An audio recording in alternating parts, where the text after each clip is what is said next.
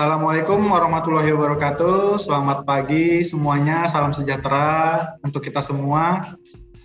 Selamat bergabung dalam fokus grup discussion bisnis Indonesia hari ini. Sebelumnya saya ingin menyapa dulu hadirin dan peserta yang telah bergabung dan meluangkan waktunya untuk hari ini. Sama-sama kita akan nanti mendengarkan pemaparan dari beberapa panelis.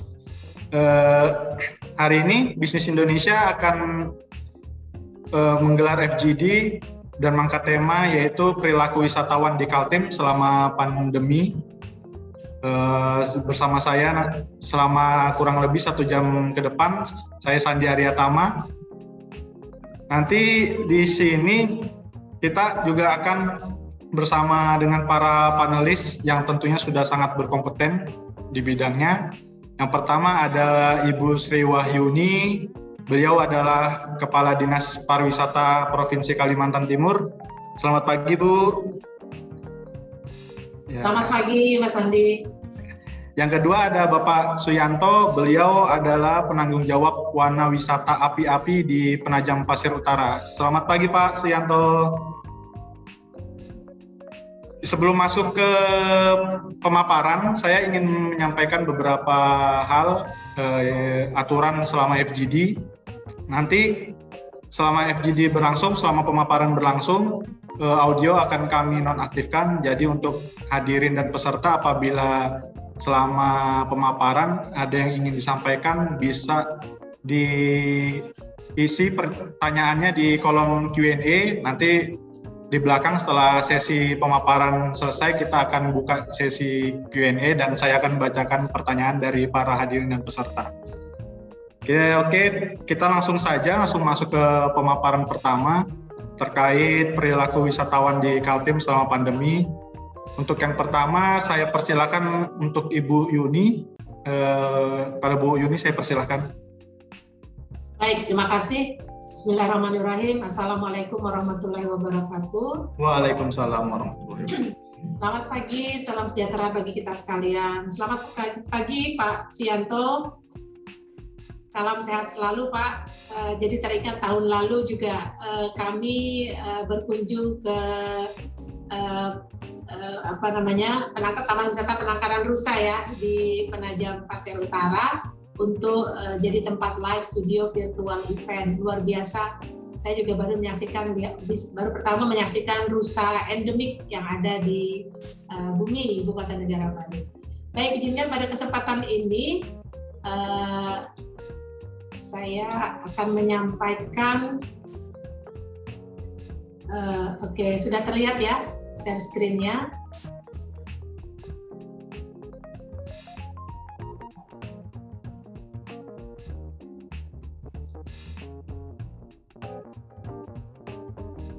Oke, sebentar saya pindahkan.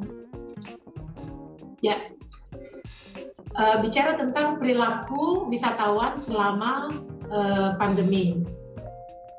Bapak Ibu teman-teman sekalian, pada masa pandemi ini tentu ada perubahan dari perilaku wisatawan, juga dari perilaku konsumen dan semua orang yang merasakan adanya pandemi ini. Berapa waktu yang lalu, tahun lalu kita menyebutnya dengan masa kenormalan baru atau adaptasi kebiasaan baru. Nah sekarang kita tidak lagi menyebut ini sebagai new normal, karena sekarang dia sudah menjadi hal yang rutin. Nah, apa saja itu hal yang rutin yang dulu awalnya pada masa pandemi ini adalah new normal, sekarang dia sudah menjadi bagian dari rutinitas, bagian dari hal-hal yang menjadi bagian dari gaya hidup kita. Yang pertama, bahwa kesehatan adalah segalanya. Kita tidak bisa beraktivitas, kita direkomendasikan untuk bertahan di rumah kalau dalam kondisi tidak sehat. Syarat untuk beraktivitas adalah kesehatan, karena itu pada masa pandemi ini tentu kesehatan adalah segalanya. Menjadi persyaratan yang pertama dan utama. Kemudian yang kedua, diikuti dengan adanya protokol kesehatan. Kalau kita berinteraksi, kita ke ruang publik, keluar rumah saja, kita pasti mengenakan masker. Kalau dulu kita lupa HP seperti lupa dompet, sekarang lupa HP seperti lupa mengenakan masker, itu juga seperti kita terlupa dengan barang berharga yang harus melekat kemana saja kita pergi. Kemudian yang ketiga yang menarik juga adalah adanya tren perubahan perilaku perjalanan wisata pada masa pandemi. Nanti akan kita lihat lebih lanjut. Yang berikutnya, pada masa pandemi ini kita lihat juga ada perubahan di mana orang lebih berperilaku secara sehat, mulai dari konsumsi suplemen, pola makan, pola tidur, berinteraksi, menjaga jarak, dan seterusnya. Nah, di dunia pariwisata juga ada yang namanya adaptasi dalam tata kelola destinasi wisata. Karena ini masa pandemi, tentu ada penyesuaian-penyesuaian untuk protokol kesehatan. Dan salah satu penyesuaian itu adalah dilakukan dengan inovasi tata kelola destinasi dan juga dengan melakukan manajemen risiko. Inovasinya misalnya ketika pada masa PPKM tidak bisa berkunjung langsung, ada pilihan virtual tour. Kalau bisa berkunjung juga ada pilihan reservasi online dan seterusnya. Nah, bicara tentang protokol kesehatan, tentu 5 hal ini kita sudah tidak asing lagi ya. Tentang cuci tangan, jaga jarak, cek suhu badan, penyemprotan desinfektan, dan wajib masker. Ini sudah menjadi bagian lifestyle kita. Hal-hal yang rutin, yang sudah menyatu dengan aktivitas kita. Hal yang sekarang menjadi hal yang reguler, yang kita hadapi, sesuatu yang dulu tidak biasa, sekarang sudah menjadi hal yang biasa. Karena ini menjadi bagian yang tidak terpisahkan dalam melakukan aktivitas selama pandemi. Nah, perilaku sehat, kalau tadi disampaikan ada beberapa perubahan, maka perilaku sehat ini juga ditandai dengan kalau kita datang ke suatu tempat, kita sudah terbiasa dan bahkan kita akan bertanya ketika ruang publik itu misalnya dikunjungi tidak menyiapkan termogan, tidak mengukur suhu tubuh orang yang masuk. Kemudian kalau tidak menyiapkan tempat cuci tangan, kita pun juga bertanya bagaimana protokol kesehatannya. Hand sanitizer ada di mana-mana. Membawa masker tidak hanya untuk dikenakan, tetapi juga membawa cadangannya dan juga suplemen, konsumsi buah, vitamin. Ini menjadi tren perilaku sehat pada masa pandemi. Nah, bagaimana dengan paradigma dan tren baru di pariwisata pada masa new normal?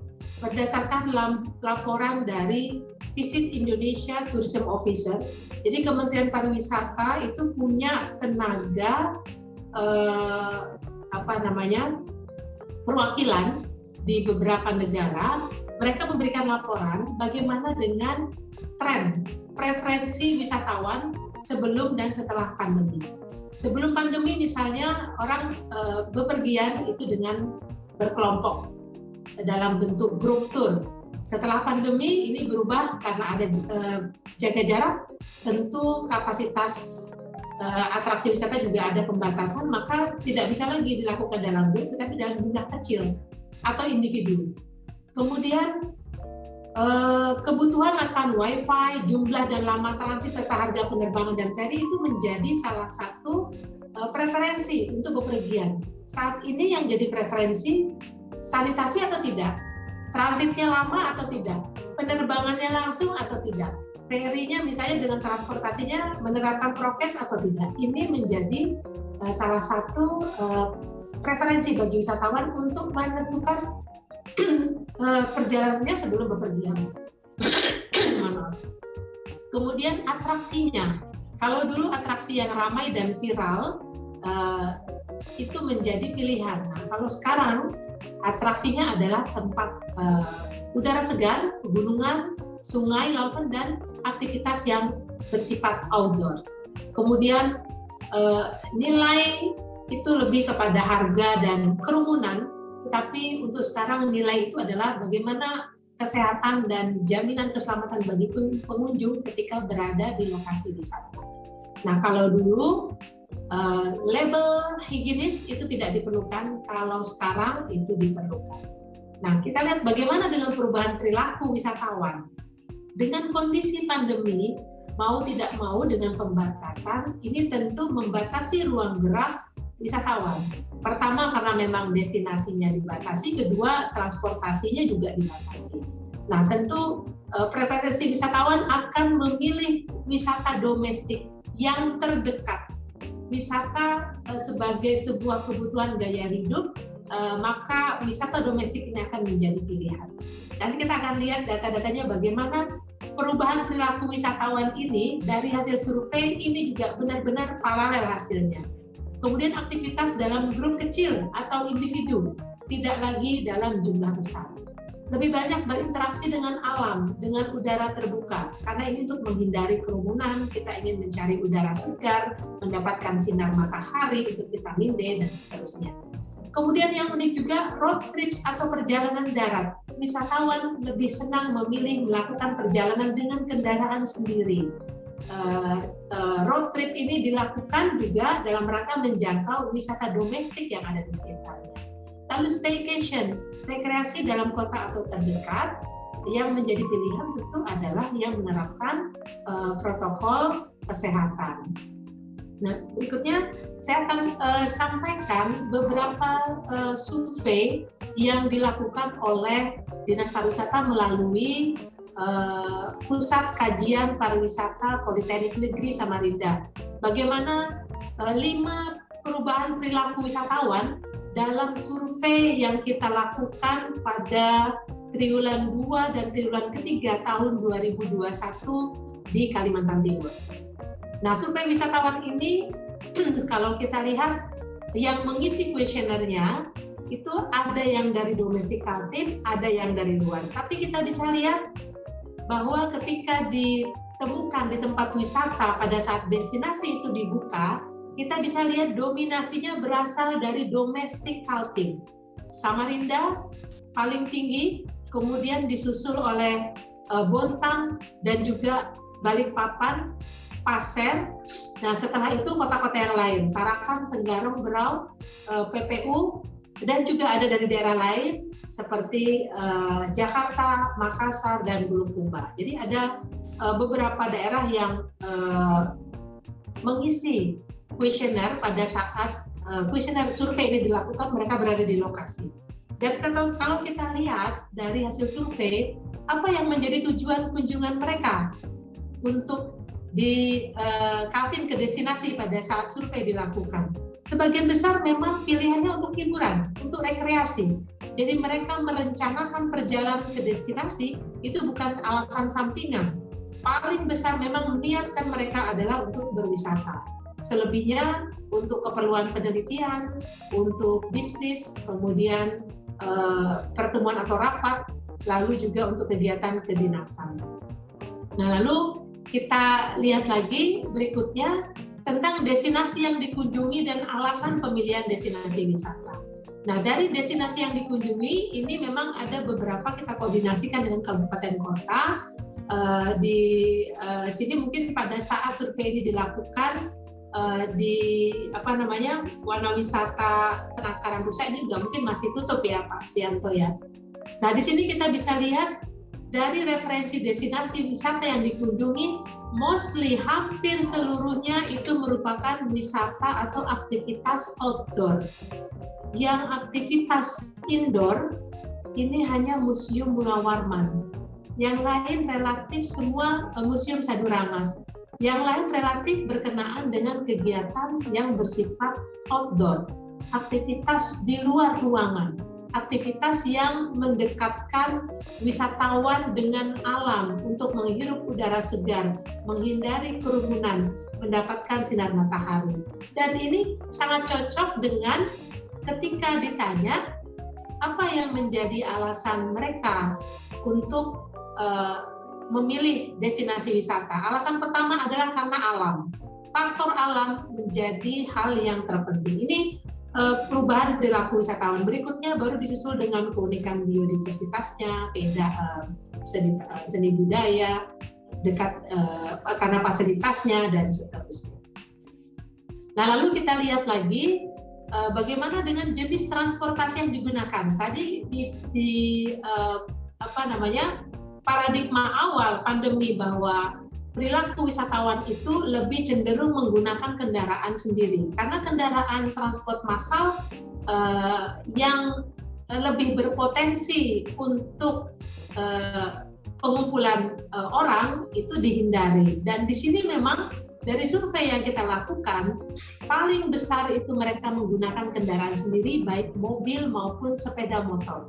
Atau sewa, tetapi lebih kepada transportasi yang bisa memberikan ruang private kepada pelaku wisatawannya.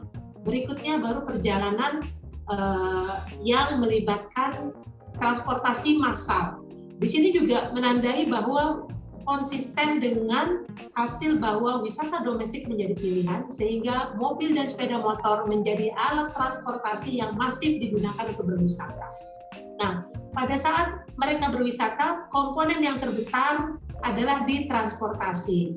Bisa jadi dengan sewa kendaraan, bisa jadi dengan BBM, dan seterusnya, perjalanan yang ditempuh yang cukup jauh dengan biaya tol, misalnya seperti itu. Kemudian makan minum. Nah, ini makan minum juga menjadi komponen yang terbesar. Setelah itu baru transportasi dan akomodasi. Jadi pada masa pandemi tentu kebutuhan makan minum tidak terhenti ya. Ada kebutuhan untuk wisata kuliner ketika berada di lokasi destinasi untuk melepas lelah ya. Nah, kemudian teman berwisata.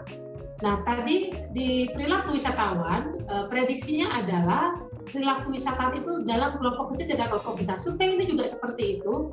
Kita bisa lihat di sini, untuk yang rombongan atau komunitas, hanya 12% yang ungu itu sangat kecil. Sedangkan bersama keluarga, ini menjadi lebih intens ya. Quality time bersama keluarga pada masa pandemi ini luar biasa, dan ini memang digunakan sebagian untuk berwisata, setelah itu berwisata dengan teman, lalu dengan paket wisata. Jadi wisata dalam jumlah besar itu sangat kecil porsinya.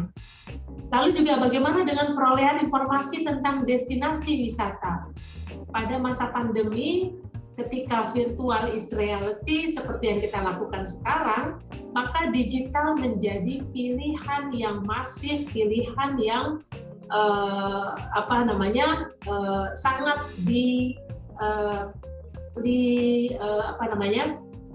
dilakoni oleh masyarakat ketika beraktivitas. Salah satunya juga tentang destinasi wisata. Ketika ditanya perolehan tentang informasi destinasi wisata, selain dari rekomendasi juga 39% itu dari media sosial. Ini memberikan informasi untuk memutuskan pergi ke destinasi wisata. Nah, Bapak Ibu teman-teman sekalian, dari data ini tentu perubahan perilaku wisatawan ini juga harus direspon oleh industri pariwisata. Nah, bagaimana meresponnya?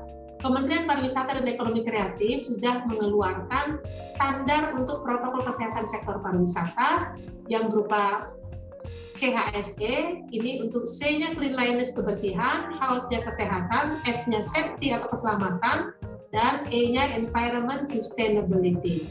Nah, ini ada website dengan isian mandiri, industri pariwisata bisa melakukan bisa melakukan isian, untuk kemudian nanti ada petugas asesor yang akan menilai apakah industri pariwisata ini sudah memenuhi syarat untuk diberikan sertifikasinya. Ini sebagai sebuah komitmen bahwa wisatawan dijamin aman ketika berwisata. Nah, mengapa perlu CHSE? Tentu wisatawan memerlukan CHSE dengan perubahan perilaku tadi karena adanya kesadaran untuk terhadap CHSE terhadap saat pandemi. Kemudian ada perubahan perilaku wisatawan. Kemudian yang ketiga, perlu jaminan berwisata aman dan juga daya tarik wisata sebagai pusat kunjungan wisata. Lalu perlu ada panduan praktis yang setara, yang berstandar, yang bisa diterapkan oleh industri pariwisata. Nah, terakhir saya ingin sampaikan apa saja yang disampaikan di dalam CHSE. Ada 4 hal. Pertama, terkait kebersihan, bagaimana sarana cuci tangan pembersihan ruang publik, toilet, dan tempat sampah. Kemudian keselamatan itu tentang prosedur evakuasi, bagaimana peralatan P3K-nya, lalu tentang kesehatan, bagaimana pembatasan kunjungan, tidak kontak fisik, jaga jarak, pengelolaan makan minum higienis, sirkulasi udara, sampai dengan standar peralatan kesehatan. Lalu bagaimana dengan pelestarian lingkungannya, bagaimana pemanfaatan pengelolaan limbah di lingkungan destinasi wisata. Tentu ada prosentase untuk mendapatkan sertifikat CHSE ini, tidak 100% ada nilainya, tetapi untuk mendapatkan sertifikat ini kalau tidak salah 80% sudah bisa mendapatkan sertifikat ini dengan komitmen untuk terus meningkatkan penerapan kesehatan. Nah, di Kaltim sendiri untuk industri pariwisata kita sudah ada 154 industri pariwisata yang memiliki sertifikat CHSE. Ada 59 hotel, 74 restoran, untuk usaha MICE, insentif perjalanan ada 1, souvenir ada 2, wisata selam ada 2, kemudian daya tarik wisata ada 10, wisata golf ada 2, pondok wisata baru 1, dan kapal wisata ada 3. Nah, saat ini kita juga sedang menunggu hasil penilaian dari CHSE dari tim asesor Kementerian Pariwisata. Sertifikasi ini gratis, tim asesor difasilitasi oleh Kementerian Pariwisata. Karena itu kita juga berharap pelaku industri pariwisata tetap aktif untuk memberikan isian mandiri meskipun kita mendapatkan kuota untuk mendapatkan penilaian sertifikasi CHSE. Ini beberapa hal yang ingin saya sharing terkait dengan perubahan perilaku wisatawan. Harapan kita pada masa pandemi dan nanti pasca pandemi, siapapun mereka yang datang berkunjung ke Kalimantan Timur, maka mereka merasakan tersesat di surga. Demikian yang dapat saya sampaikan. Terima kasih. Assalamualaikum warahmatullahi wabarakatuh. Waalaikumsalam warahmatullahi wabarakatuh. Terima kasih Bu Yuni. Jadi kalau saya rangkum sedikit Bu ya, sebenarnya perilaku wisatawan di Kaltim sendiri sudah sangat menjunjung tinggi prokes ya Bu ya, dari hasil survei yang kita lihat tadi. Iya. Ya, untuk kemudian kita beralih ke Pak Suyanto untuk ini menjelaskan dan memaparkan beberapa materinya. Sebentar ya Pak, saya share screen-nya dari sini. Pak, sambil menunggu mungkin ada yang mau disampaikan dulu Pak, nanti sambil kita jalan. Ya, baik. Terima kasih. Bismillahirrahmanirrahim. Assalamualaikum warahmatullahi wabarakatuh. Waalaikumsalam warahmatullahi wabarakatuh. Selamat pagi, salam sejahtera bagi kita semua. Perkenalkan, nama saya Suyanto. Saya sebagai penanggung jawab Wana Wisata Api-Api di Kabupaten Penajam Pasir Utara. Mungkin kami perlu menegaskan terutama kepada masyarakat bahwasanya di Desa Api-Api itu ada 2 wisata. Yang pertama adalah wisata penangkaran rusa yang wisata tersebut adalah milik Provinsi Kalimantan Timur yang berkedudukan di Desa Api-Api. Sedangkan kami sebagai penanggung jawab Wana Wisata Api-Api adalah penanggung jawab wisata api-api melalui yaitu outdoor. Jadi ada 2 wisata, yaitu 1 penangkaran rusa dan 1 Wana Wisata Api-Api. Wana Wisata Api-Api kami memberikan nama dari yaitu wana dalam bahasa Sanskerta adalah hutan, wisata adalah tempat wisata, api-api adalah desanya. Jadi di plakat jalan itu ada namanya wahana. Jadi padahal kami tidak memberikan wahana, namanya adalah wana wisata, hutan wisata. Nah, luasannya sekitar wana wisata api-api itu adalah merupakan yaitu sekitar seluas 10 hektar. Tetapi yang kita kelola lebih terdahulu adalah yaitu hanya 2 hektar. Itu lokasinya yang dekat di pinggir jalan. Jadi ini salah satu di antaranya. Konsep kami Wana Wisata Api-Api itu adalah kebanyakan untuk wisata keluarga. atau semacam outbound, di mana outbound itu menguji adrenalin, seperti halnya pada konsep wisata hutan ini adalah merupakan ada sepeda gantung, permainan paintball, permainan flying fox, dan permainan-permainannya semacam outbound. Jadi kami mengenalkan ini adalah kami sebagai mempunyai background seorang pramuka mengenalkan kepada adik-adik untuk bahwasanya pramuka, kegiatan pramuka itu adalah banyak sekali yang dijual oleh orang-orang ahli di dalam outbound, ternyata itu hanya permainan pramuka. Sehingga kami mencoba dengan luasan 10 hektar itu adalah rata-rata kami lakukan adalah permainan adik-adik pramuka.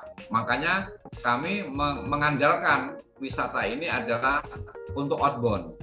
Nah, salah satu di antaranya sebetulnya proses pembuatan awal kami ini sebetulnya ingin mengembangkan, yaitu ingin melestarikan yaitu tumbuh-tumbuhan yang ada di Kalimantan Timur.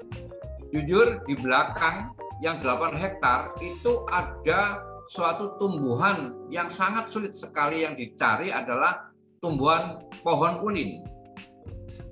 Bahkan kami akan nanti apabila ulin itu sudah sebesar kira-kira pohon kelapa, maka kami akan rawat sebaik mungkin untuk dikenalkan.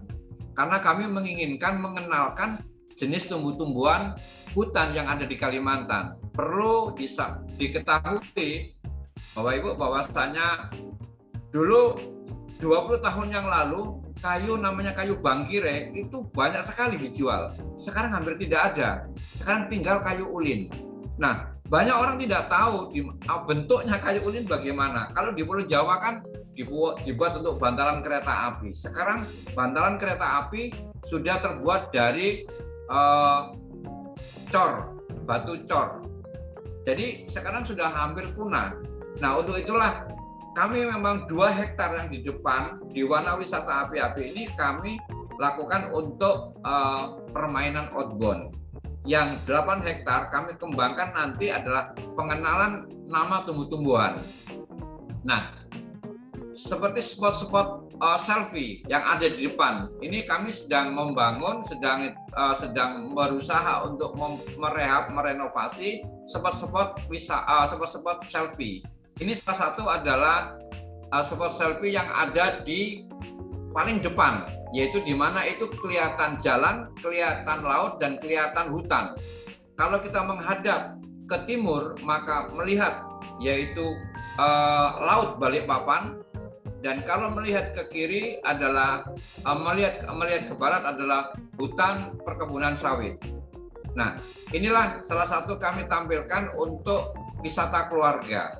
Nah, kenapa saya katakan untuk wisata keluarga? Karena kami menginginkan memang untuk keluarga-keluarga lah yang bisa untuk yang mungkin jenuh di rumah, jenuh di perkantoran, kami menyiapin hal ini. Ini bisa melakukan pertemuan-pertemuan, family gathering, ada kelompok-kelompok tertentu, kami bisa menerima hal ini. Tetapi selama pandemi ini, mohon maaf Bu Kadis, bahwasanya kami dilarang oleh pemerintah daerah Kabupaten Penajam Pasir Utara, kami tidak boleh membuka. Sehingga kami betul-betul ini mohon maaf, ini milik pribadi, bukan milik perorangan, bukan milik pemerintah. Kalau untuk penangkaran rusa, Wana Wisata Api-Api rusa itu ada backup dari pemerintah. Ada support dari pemerintah. Kalau kami adalah wisata pribadi, wisata mandiri, sehingga kami sangat kesulitan pada waktu pas musim rame-ramenya atau liburan, atau seperti kemarin tahun baru, terus lebaran, Idul Adha, kami betul-betul tidak boleh untuk membuka. Jadi kami betul-betul mengalami suatu down dalam pelaksanaan ini. Nah, ini contohnya. Jadi kami hanya menerima beberapa orang yang kira-kira bisa masuk. Itu pun kami mencuri-curi.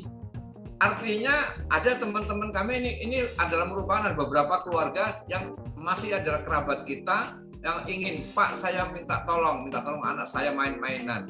Jadi kami semacam mencuri karena pemerintah daerah melarang. Pemerintah daerah tahu kami tidak akan bisa dibuka karena sering dikontrol oleh beberapa Babinsa, Binas untuk untuk tentara, Pak ya, Pak polisi itu sering mengontrol, melihat bahwasanya Pak ditutup Kak, iya ditutup. Jadi kalau ada itu makanya padahal kami menerapkan protokol kesehatan. Nah, mudah-mudahan dengan dibukanya tanggal 9 kemarin terakhir PPKM, ini memang belum ada instruksi dari pemerintah, tetapi kami mencoba untuk membuka, tetapi dengan skala yang paling kecil, paling enggak beberapa keluarga, 2-3 mobil lah, supaya kami tetap hidup di dalam melakukan untuk kegiatan outbound tersebut. Karena anak-anak sekolah sudah mulai masuk sebagian, mungkin bergantian berjam-jam. Jadi kami ini adalah untuk menerapkan protokol kesehatan kami lakukan. Dan luasannya kalau 2 hektar yang kami buka, itu sebetulnya kalau 500 bisa masuk. Tapi kami hanya menerima paling 10, 15 sudah cukup, kembali lagi. Jadi kami selalu itu. Makanya kami berharap mudah-mudahan pandemi ini, ya karena bukan di PPU saja, mungkin Indonesia dan dunia, pandemi ini reda dan surut atau mungkin sudah mulai berkurang sehingga kami bisa membuka wisata tersebut. Ini harapan kami, Mas, karena kami sangat menginginkan pandemi ini betul-betul walaupun pandemi ini ada, tapi paling tidak kami bisa tetap membuka lah. Nah, ini salah satu contoh ada pihak keluarga yang berselfie menggunakan pakaian Jepang di tempat lokasi wisata kami ini. Jadi itu salah satu di antaranya, karena wisata kami hanya mengenalkan wisata keluarga yang hanya untuk outbound. Kalau masyarakat itu datang, kalau tidak melakukan outbound, ya dia hanya sekedar menikmati situasi suasana atau mungkin berselfie saja.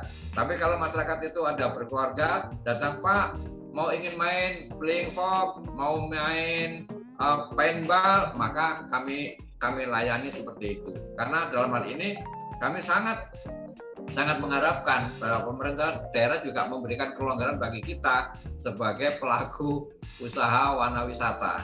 Karena terus terang aja dalam perlakuan pemerintah ini kami sangat salut dan terima kasih kepada pemerintah. Walaupun kami tidak dibolehkan membuka, kami tutup, tetapi kami tetap untuk berkoordinasi dengan dinas pariwisata setempat, terutama kepada kepala dinas pariwisata PPU Ibu Andiwati. Kami selalu minta pendapat bagaimana kalau itu bisa dibuka secara keluarga saja, artinya tidak terlalu banyak. Itu salah satu di antaranya. Mungkin itu, Mas, penjelasan dari kami sementara. Barangkali ada beberapa hal mungkin kami mohon maaf, Ibu Kadis, kami menyampaikan hal ini adalah kami sebagai penanggung jawab warna wisata api-api, karena di desa api-api itu ada 2 tempat wisata. Ini adalah milik perorangan, wisata api-api, warna wisata api-api, sedangkan Penangkaran Rusa milik pemerintah daerah, terutama pemerintah provinsi. Terima kasih. Terima kasih Pak Suyanto. Berarti kalau saya lihat sebenarnya di tadi seperti yang dijelaskan ada 2 Pak ya, ada 2 wisata Pak ya, tempat wisata yang satu dikelola perorangan, satu oleh pemerintah seperti itu. Nah, betul. Untuk sebetulnya Pak selama tutup itu apakah tidak bisa didaftarkan atau diajukan untuk buka tapi dengan protokol kesehatan yang ketat gitu? Sebenarnya sudah pernah diajukan belum sih Pak? Sudah, Pak. Sudah. Tapi bahkan mungkin mohon maaf, Mas, di Pantai Tanjung saja yang panjang itu pun ada penjagaan dan diperketat. Kalau kami yang kecil terus kami melanggar, ya kami nanti etika kami kurang baik lah kepada pemerintah. Jadi maka kami tetap mengikuti aturan pemerintah. Selama pemerintah memberikan izin, kami akan buka. Kalau pemerintah tidak memberikan izin, kami tidak membuka. Kami patuh pada pemerintah, Mas, karena ini adalah demi untuk kita sendiri. kami juga menjaga karyawan kami. Kalau mungkin banyak yang datang, kami juga agak ketir-ketir. Nah, di situ kami juga agak kekhawatiran dengan menjaga diri sendiri. Kalau menjaga orang lain ya kami ya masing-masing. Tapi pas kalau karyawan saya, mungkin tenaga saya yang menjaga terus bersentuhan juga, ya kami agak takut. Nah, itu makanya kami tetap mengikuti aturan pemerintah. Gitu, Mas. Oke, siap. Kalau begitu kita langsung ke sesi tanya jawab aja ya, Pak sama Ibu. Saya buka pertama itu dari Pak Handoyo. Ini pertanyaannya, untuk berwisata ke Kaltim apa harus sudah vaksin? Mungkin bisa dibantu jawab dari Ibu Yuni. Silakan, Bu. Ya, baik, terima kasih Pak Handoyo. Untuk berwisata di Kaltim apa harus sudah vaksin? Untuk aplikasi Peduli Lindungi untuk di Kaltim itu baru diterapkan di pusat perbelanjaan ya, atau di mall. Untuk di daya tarik wisata ini belum. Juga kendala kita adalah belum semua pelaku industri pariwisata itu sudah mendapatkan vaksin. Nah, kita juga akan berkoordinasi terus dengan Satgas dan juga Kementerian Pariwisata, bagaimana agar Kaltim yang angkanya termasuk 5 besar, 10 besar terbesar ya untuk tes COVID, kita bisa mendapat tambahan vaksin, terutama untuk pelaku industri pariwisata. Ketika nanti vaksin itu sudah bisa sampai mencapai persentase yang disyaratkan, nah bisa jadi nanti syarat untuk berwisata pun menggunakan aplikasi Peduli Lindungi, yang dengan aplikasi ini tentu mensyaratkan sertifikat vaksin yang pertama atau tahap yang kedua. Seperti itu, Mas Andi. Baik, untuk yang kedua mungkin ini ada pertanyaan dari Mas Ino Farizal. Setelah sertifikat, ini terkait dengan CHSE tadi ya Bu ya, setelah sertifikat CHSE diberikan, bagaimana pengawasan dilakukan kepada pelaku industri yang sudah mendapatkan sertifikat tersebut? Ya, jadi sertifikat CHSE itu tidak diterima selamanya terus-menerus, tetapi ada masa berlakunya. Masa berlakunya adalah 2 tahun. Nah, masa berlakunya 2 tahun, artinya nanti setelah masa berlaku itu berakhir akan ada supervisi kembali. Dan tentu pada saat supervisi CHSE ini bukan dari asesor lagi ya, proses isiannya saja isian mandiri. Jadi memang kita berharap ada self assessment dan juga ada komitmen dari pelaku industrinya, harus dijaga ketika mendapatkan sertifikat CHSE. Penerapan protokol kesehatan tetap harus dijaga. Tidak berarti sertifikat CHSE itu ada, kemudian protokolnya menjadi bebas. Tidak seperti itu. Tetap akan ada supervisi, dan kalau tidak memenuhi itu bisa dicabut kembali CHSE-nya, atau tidak bisa otomatis diperpanjang begitu ya. Nanti tetap akan ada supervisi kembali seperti itu. Oh, oke. Nah, terus Bu, ini ada dari Mbak Yanti. Kalau mengajukan sertifikasi tersebut, teknisnya seperti apa ya, Bu? Ya, untuk teknisnya ini tadi saya sudah share screen ya. Jadi silakan kunjungi laman chse.kemenparekraf.go.id. Pak Suyanto juga saya berharap nanti bisa visit Pak ke website ini. Kemudian nanti akan ada isian mandiri. Nama ownernya siapa, jenis usahanya apa, nanti akan ada detail informasi yang harus diberikan. Tadi sudah kita berikan gambaran, jadi tentang contoh CHSE ini paling mendasar, misalnya ada informasi tentang larangan untuk kewajiban untuk mengenakan masker, area wajib masker, ada informasi sign board yang menunjukkan bahwa orang yang berkunjung itu harus menerapkan protokol kesehatan, demikian juga dengan petugasnya. Lalu ada fasilitas kesehatannya, ada alur masuk dan keluarnya, lalu ada standar SOP-nya. Nah, itu isian-isian di submit setelah di isian mandiri itu dilakukan, dikirim seperti itu, nanti akan masuk di database-nya Kementerian Pariwisata. Dari Kementerian Pariwisata, database itu kemudian akan diseleksi. Dan tim dari Kementerian Pariwisata melalui tim asesor, dalam hal ini tim asesor dari Sukovindo akan turun ke daerah untuk melakukan asesmen terhadap isian mandiri, benar tidak isiannya.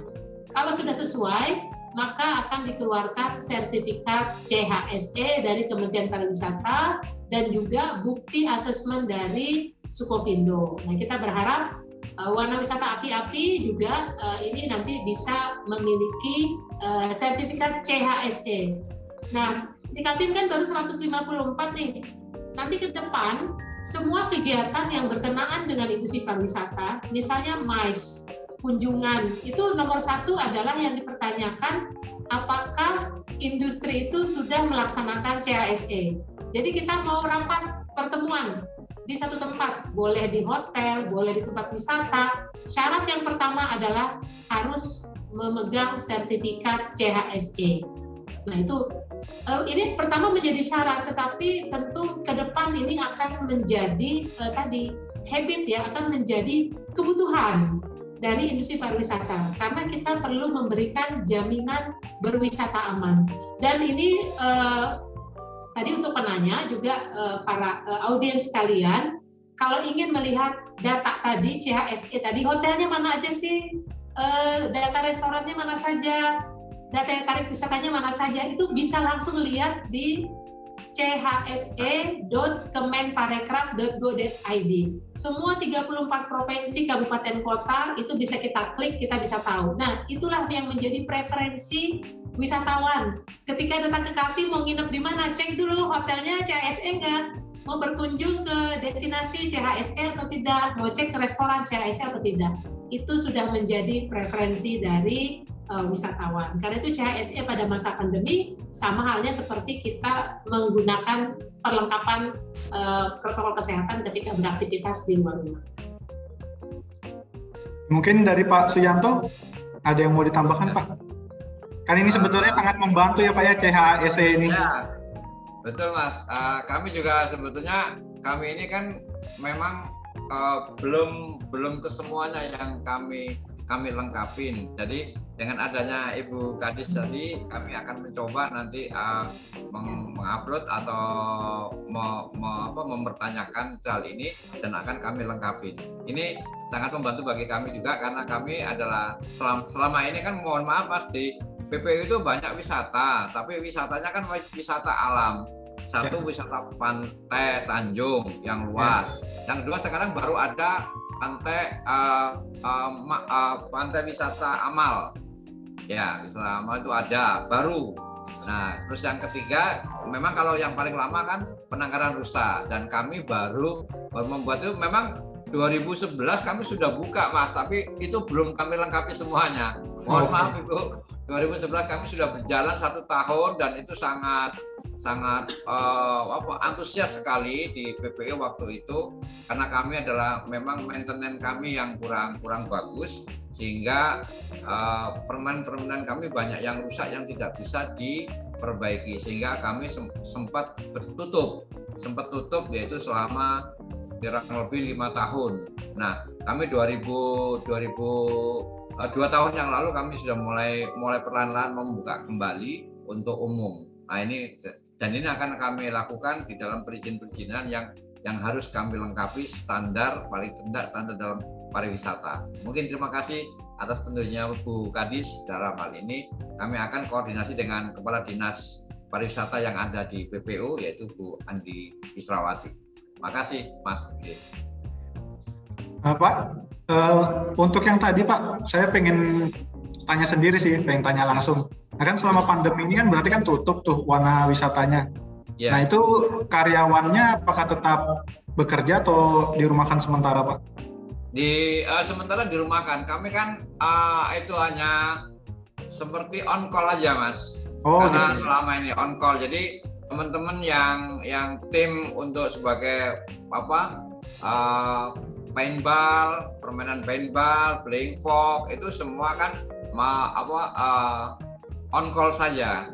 Jadi kalau kami banyak permintaan, kami itu kan, kalau enggak ada beberapa mungkin keluarga yang menjaga di sana sekitar 3-4 orang saja, tapi itu adalah memang penjaga dan merawat di sana. Jadi tidak kami tetap kami berjalan. Cuma untuk yang penjaga untuk safety belt-nya, peralatan-peralatan itu memang kami on call. Jadi karena ya mungkin ini akan seperti wisata milik keluarga lah Mas. Okay. Jadi artinya kami tidak menekankan, kami hanya memberikan. Karena intinya sebetulnya saya hanya ingin mengembangkan yaitu tanaman ulin itu, karena di belakang itu banyak sekali tunas-tunas ulin yang tumbuh yang kami lestarikan, dan nantinya kami hanya ingin mengenalkan seperti di Samboja, yaitu di Bukit Bangkire. Nah, itu harapan saya, karena kami juga ingin melestarikan tanaman hutan Kalimantan, karena banyak orang tidak tahu, padahal yang dipegang mana Pak pohon ulin, padahal dia itu megang pohon ulin, itu kan pohon ulin dipegang. Nah, di situ orang-orang, jadi kami agak merasa senang lah bisa melestarikan tanaman. Bahkan mungkin kami akan ada petunjuk teman-teman ini, kami akan mau berkoordinasi dengan lingkungan hidup, mohon bantuan tanaman hutan Kalimantan yang bisa kami tanam. Itu artinya nanti kami melestarikan seperti itu.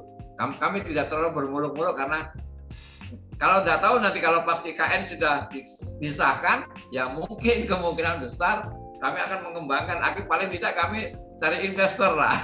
Ternyata Mas Rahmat bisa membantu kami. Mungkin gitu. Ya. Oke, makasih Mas. Mungkin ini satu lagi untuk Bu Wahyuni. Ini ada pertanyaan dari Muhammad Syahrawi. Bagaimana korelasi antara penurunan kasus nih Bu, penurunan kasus COVID di Kaltim untuk mendorong wisatawan ke tempat-tempat wisata? Seperti ya, dengan penurunan COVID ya, ada pelonggaran PPKM di beberapa daerah ya, termasuk PPU ya Pak Yanto ya, sudah mulai ada pelonggaran. Pelonggaran itu dalam arti sudah bisa dibuka ruang-ruang publik, fasilitas yang tadinya belum boleh dibuka, tapi tentu tetap mengikuti Inmendagri ya, Isu Kementerian Negeri tentang pembatasan kapasitas pengunjung. Ya, karena ini baru pelonggaran, jadi sampai dengan 25% ya Pak ya. Termasuk juga dengan jam operasinya. Tentu penurunan COVID ini tidak serta-merta menjadi sebuah euforia bahwa ini saatnya untuk masif berwisata. Walaupun ini sebenarnya dirindukan Pak, tidak hanya industri pariwisata, tapi juga wisatawan. Tapi kita juga tidak ingin bahwa lonjakan itu terjadi, meskipun kita bisa beralibi, kita yang melakukan kunjungan, kita bukan penyebarnya, tetapi kita tidak tahu kontak itu bisa terjadi di mana saja. Itu yang perlu kita hindari, karena kita juga perlu menjaga rekan-rekan yang bertugas di garda depan itu, yang energinya sudah sangat-sangat tercurah untuk itu. Jadi ya kita yang masih bertahan, kita mesti juga respect ya, seperti itu. Jadi dengan pelonggaran yang ada seperti ini dari Satgas COVID, kita berharap bahwa wisatawan sekali lagi tetap menerapkan protokol kesehatan ketika melakukan aktivitas berwisata, supaya nanti tidak ditutup, tidak dirazia seperti ini. Ya. Sebetulnya juga berdampak ya Bu ya untuk tempat wisata tersebut, apalagi sudah terdaftar sudah dapat sertifikat, kan juga bakalan jadi penilaian evaluasi ya Bu ya. Kalau misalnya banyak kasus yang. Iya, kita juga kan monitor di sosial media ketika misalnya ada postingan-postingan yang menjadi catatan kita. Ini sebagai pemangku sertifikat CHSE, semestinya kan bisa menjaga ya. Jadi memang antara keinginan untuk mendapatkan cuan, katakan begitu ya Pak Yarto, dengan penerapan protokol kesehatan. Nah ini karena ini pandemi, jadi memang kita tidak bisa langsung gradual seperti itu, harus bertahap, harus perlahan. Ya. Oke, mungkin 1 jam cukup cepat ya untuk pemaparan terkait wisata ini. Tapi kita sudah di penghujung. Saya mungkin sedikit memberikan rangkuman atau insight. Sebenarnya sih, alhamdulillah di Kaltim sendiri wisatawannya sudah sadar Bu ya untuk prokes dalam berwisata seperti itu kalau kita lihat dari survei-survei tadi. Nah, begitupun juga untuk para pelaku usahanya, pelaku wisatanya juga sebenarnya sudah dipermudah nih dengan sertifikat yang diterbitkan oleh Kemenparekraf gitu. Sebenarnya untuk mempermudah, jadi ada regulasinya, jadi semuanya baik itu wisatawannya dan pelaku usahanya juga bisa tetap dipantau oleh pemerintah. Seperti itu ya Bu ya.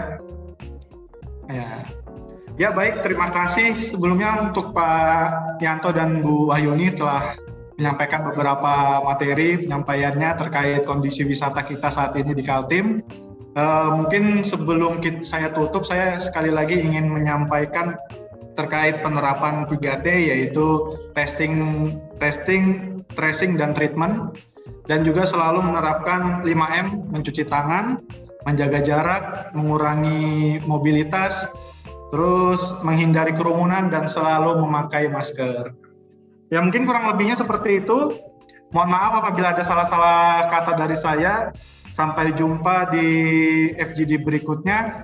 Selamat pagi, Assalamualaikum warahmatullahi wabarakatuh. Terima kasih Bu Yuni, terima kasih Pak Yanto. Jumpa lagi ya Bu. Pak, terima kasih. Ya nanti kapan-kapan Pak Yanto mampir kalau nanti ke Api-Api, insya-Allah saya mampir. Siap Bu, saya tunggu. Minggu depan saya baru ingat kalau kemarin dari penangkaran rusa itu juga ada satu, ini ada warna wisata ya, tapi kemarin belum sempat mampir.